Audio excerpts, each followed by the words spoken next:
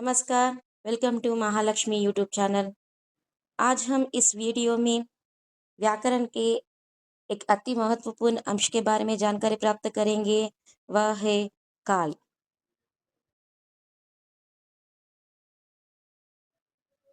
काल काल यानी क्या है? काल क्रिया के समय का बोध करते हैं। यानी संज्ञा या सर्वनाम के द्वारा जो कार्य किया गया है, वह कार्य किस समय में हुआ है बताना ही कार्य कहते हैं। काल की परिभाषा: क्रिया के जिस रूप में कार्य करने या होने के समय का ज्ञान होता है, उसे काल कहते हैं। हिंदी के उस रूपांतर को काल कहा जाता है जिससे उसके कार्य, व्यापार का समय और उसके पूर्ण अथवा अपूर्ण आस्था का बोध होता हो। दूसरे शब्दों में कहा जाए तो काल का अर्थ होता है समय। उदाहरण के रूप में देखने से, टीना पढ़ाई कर रही है, मोनिका ने अच्छा चित्र बनाया था। या पहले उदाहरण में टीना पढ़ाई कर रही है, जो टीना के द्वारा कुछ जो कार्य हुआ है पढ़ाई करना, वो अभी भी चालू हो रहे हैं, इसलिए पढ़ाई कर रही है। यानी वर्तमान में काल हो रही है। और मोनिका ने अच्छा चित्र बनाया था। यहाँ मोनिका के द्वारा जो कार्य हुआ है वह चित्र बनाना, ये कंप्लीटेड हुआ है। यानी जो कार्य किए गए हैं वो समाप्त हुए हैं। इस तरह जो हम हमारे द्वारा यानी संज्ञा या सर्वनाम के द्वारा जो कार्य होता है, वो कार्य भूतकाल में हुआ है या वर्तमान में हुआ है या भविष्य में होने वाले हैं, इसके बारे में बताना ही काल कहते हैं। काल के भेद: काल काल के तीन भेद होते हैं: भूतकाल, वर्तमान काल, भविष्य काल। काल में भूतकाल के बारे में अब हम जानकारी प्राप्त करेंगे। भूतकाल की परिभाषा: क्रिया के जिस रूप से बीते हुए समय का पता चले उसे भूतकाल कहते हैं। भूतकाल के वाक्यों के अंत में था, ते, ती जैसे शब्द आते हैं। इन्हीं शब्दों से भूतकाल की पहचान होती है।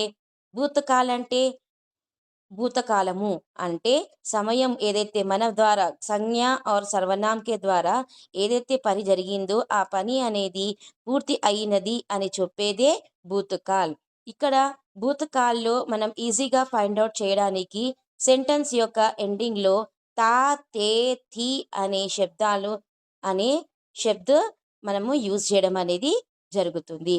ఉదాహరణకి మై खाना खा रहा था, मैं सो रहा था। यह मैं खाना खा रहा था यानी यहाँ जो कार्य हुआ है वो कंप्लीट हो चुका है। यानी कंप्लीट भी नहीं हुआ है, भूतकाल में यह कार्य हुआ है। मैं सो रहा था। भूतकाल के प्रकार: भूतकाल 6 प्रकार के होते हैं: सामान्य भूतकाल, आसन्न भूतकाल, पूर्ण भूतकाल, अपूर्ण भूतकाल, संदिग्ध भूतकाल, हेतु मत भूतकाल और एक ऐसा भूतकाल है जो समय कालनी की भूतकाल है। लेकिन अब ये व्याकरण में से निकाले जा चुके हैं। अब केवल 6 प्रकार के भूतकाल के बारे में ही हम व्याकरण में पढ़ रहे हैं। सामान्य भूतकाल: क्रिया के जिस रूप से साधारणतः काम का बीते हुए समय में होना पाए जाए उसे सामान्य भूतकाल कहते हैं। उदाहरण के लिए, वह कल बाजार गया, सीता राम के साथ वन में गई, रमन ने राधा से विवाह किया, राम ने रोटी खाई, विद्यालय का उद्घाटन हुआ, बच्चों ने पुस्तक पढ़ी। यानी सामान्य भूतकाल का मतलब है जो क्रिया हुआ है वो क्रिया साधारण रूप से ही काम होते हैं అంటే సింపుల్ పాస్ట్ టెన్స్. భూతకాల్ సాధారణ భూతకాల్ అంటే simple past tense. Simple past tense అర్థం ఏమిటంటే, మనం ఏదైతే వర్క్ చేస్తామో, ఏదైతే పని చేస్తామో సామాన్య రూపంలో అంటే ఎవ్రీడే రెగ్యులర్ యాక్షన్ ఏదైతే జరుగుతుందో దాన్ని మనము సింపుల్ ప్రెజెంట్ అని అంటాము. అలాగే ఎవ్రీ టైం జరిగే పని ఏదైతే ఉందో భూతకాలంలో జరిగి ఉంటే దాన్ని సాధారణ భూతకాలం అని అంటాము. आसन्न भूतकाल। आसन्न भूतकाल అంటే रीसेंट पास्ट टेंस। क्रिया के जिस रूप में काम भूतकाल में शुरू होकर अभी अभी समाप्त हुआ है उसे ఆసన్న భూతకాల్ कहते हैं.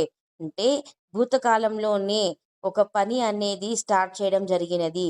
ఆ పని జస్ట్ నౌ అంటే ఇప్పుడే కొద్దిసేపటి ముందే ఆ పని అనేది కంప్లీట్ అయినది అని చెప్పడాన్ని ఆసన్న భూతకాల్ అంటాము. ఉదాహరణకి ममता अभी गई है, मीना गई है, बच्चों ने पुस्तक पढ़ी है, मैं अभी हिसार से आया हूँ, मैंने सेब खाया है, अध्यापिका पढ़कर आई है. तो ये जो भी वाक्य है उदाहरण के रूप में दिए गए हैं वो सभी वाक्य में जो क्रिया हुआ है वो क्रिया अभी अभी समाप्त हो चुके हैं. इसलिए ये सभी भी आसन्न भूतकाल के उदाहरण कहा जाता है. पूर्ण भूतकाल. पूर्ण भूतकाल यानी पास्ट परफेक्ट टेंस, यानी जो क्रिया हुआ है वो क्रिया भूतकाल में शुरू होकर भूतकाल में ही समाप्त हो चुका है. क्रिया के जिस रूप से यह पता चलता है कि काम भूतकाल में पूरा हो गया था उसे पूर्ण भूतकाल कहते हैं.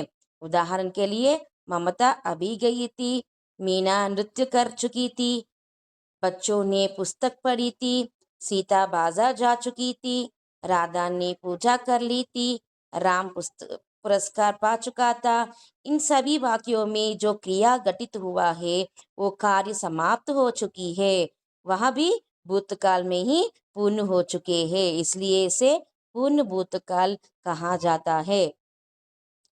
अपूर्ण भूतकाल. अपूर्ण भूतकाल यानी जो पास्ट कंटिन्यूस टेंस यानी जो क्रिया हो रहे हैं वो भूतकाल में शुरू होकर अभी भी चालू हो रहे हैं, यानी अभी भी वो क्रिया जारी हो रही है उसे हम అపూర్ణ భూతకాల్ कहते हैं. అపూర్ణ భూతకాల్ అంటే పాస్ట్లో స్టార్ట్ అయ్యి యాక్షన్ అబీబీ అంటే ఇప్పటికీ కూడా ఇంకా కంటిన్యూగా జరుగుతున్నది, అంటే ఆ పని అనేది ఇంకా పూర్తి కాలేదు అని చెప్పడాన్ని అపూర్ణ భూతకాల్ అంటాము. क्रिया के जिस रूप से कार्य के भूतकाल में जारी रहने का ज्ञान होता है उसे అపూర్ణ భూతకాల్ कहते हैं. అంటే క్రియ అనేది భూతకాలంలో స్టార్ట్ అయింది కానీ ఆ పని అనేది ఇంకా ఇప్పటికీ జరుగుతూనే ఉంది అని చెప్పడాన్ని అపూర్ణ భూతకాల్ అని అంటాము. ఉదాహరణకి सीता पढ़ रही थी, श्याम जा रहा था, राधा गीत गा रही थी, ममता तब जा रही थी, मीना नृत्य कर रही थी, बच्चे पुस्तक पढ़ रहे थे, सीता बाजार जा रही थी, राधा पूजा कर रही थी. इस सभी वाक्यों में जो भी क्रिया हो रही है वो अभी भी चालू हो रहे हैं, इसलिए ये सभी वाक्य भी अपूर्ण भूतकाल के उदाहरण कहा जाता है. संदिग्ध भूतकाल. संदिग्ध यानी ही डाउटफुल यानी సందేహ్. అంటే సందిగ్ధ భూతకాల్ అంటే క్రియ అనేది భూతకాలంలో స్టార్ట్ అయ్యింది కానీ ఆ పని కంప్లీట్ అయ్యిందా ఇంకా కాలేదా అనేది సందేహాన్ని వ్యక్తం చేసేదే संदिग्ध भूतकाल. क्रिया के जिस रूप से भूतकाल में होने पर संदेह किया जाता है उसे संदिग्ध भूतकाल कहते हैं. భూతకాలంలో జరగాల్సిన పని అన్నమాట కానీ అది జరిగినదా లేదా అనే సందిగ్ధం ఏదైతే ఉంటుందో దాన్ని సందిగ్ధ భూతకాలని అంటాము. ఉదాహరణకి वह इलाहाबाद चली गई होगी, विवेक लखनऊ पहुंच गया होगा, राधा ने खाना खा लिया होगा, सिमरन हिसार गई होगी, वे क्रिकेट खेल रहे होंगे, बस छूट गई होंगी. इन सभी वाक्यों में होगी होगा होगे का प्रयोग हुआ है क्योंकि वो जो क्रिया घटित हुआ है वो हुआ या नहीं हुआ यहाँ हमें संदेह है, इसलिए ये संदिग्ध भूतकाल के उदाहरण कहा जाता है. हेतु हेतुमत भूतकाल. हेतु हेतुमत भूतकाल का मतलब है కండిషనల్ పాస్ట్ టెన్స్. అంటే ఒక భూతకాలంలో ఒక పని జరగాల్సి ఉన్నది కానీ ఆ పని అనేది ఏదో కారణం వల్ల ఆ పని అనేది జరగకపోవడాన్ని కండిషనల్ పాస్ట్ టెన్స్ అని అంటాము. ఉదాహరణకి చూడండి हेतु हेतुमत भूतकाल.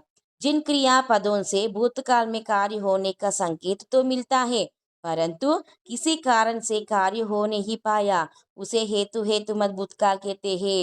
దీని అర్థం ఏమిటి? భూతకాలంలో ఒక పని జరగాల్సి ఉన్నది, కానీ ఏదో కారణం చేత ఆ పని అనేది జరగలేదు. దానినే మనం హేతుమత్ భూతకాల్ అని అంటాము. ఉదాహరణకి, यदि राधा आती तो शाम होता. यदि वे बाजार जाते तो वहाँ शोर मचाता. वहाँ मेहनत करता तो सफल हो जाता. यदि वर्षा होती तो फसल अच्छी होती. मैं आगरा जाती तो ताजमहल देखती. इन सभी वाक्यों में एक क्रिया होने की संभावना है, लेकिन किसी कारणवश वह का समाप्त नहीं हुआ. ఇక్కడ మనం ఉదాహరణలో చూసి ఉంటే, యది వే బాజార్ జాతే తో వహ షోర్ మచాతా, అంటే ఒకవేళ తను బాజార్కి వెళ్ళి ఉంటే షోర్ అనేది చేసేవాడు, అల్లరి అనేది చేసేవాడు. మై ఆగ్రా జాతితో తాజ్మహల్ దేక్తి, నేను ఒకవేళ ఆగ్రాకి వెళ్ళి ఉంటే తాజ్మహల్ని చూసేదాన్ని.